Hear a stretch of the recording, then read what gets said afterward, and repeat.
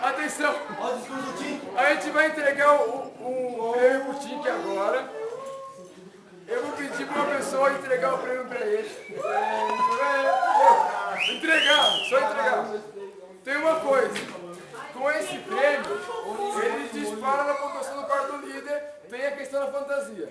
Então, depois de entregar esse prêmio pelo show de talentos, a gente vai decidir a fantasia, somando as duas coisas, fala quem ganhou o quarto líder. Certo? Por favor, Flávio, vem entregar só. Pode? Não, isso. Não,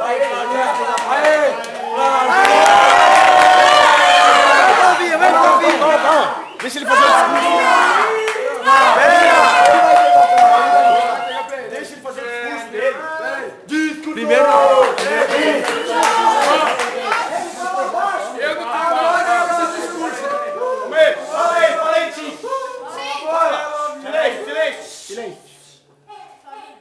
Tudo que eu ganhei agora foi pra você.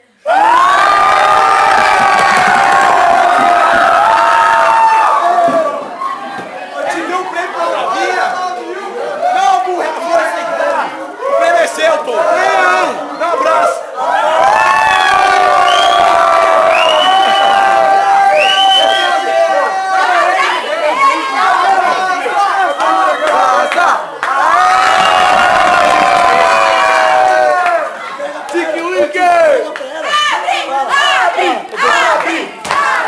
Mostra o prêmio.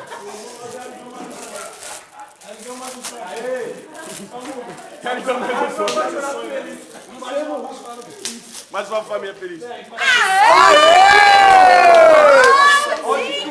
MP4. Quero ouvir a música do Tiki-wee, é uma dança bem legal. Tiki-wee, é uma dança tropical. Cantou o braço.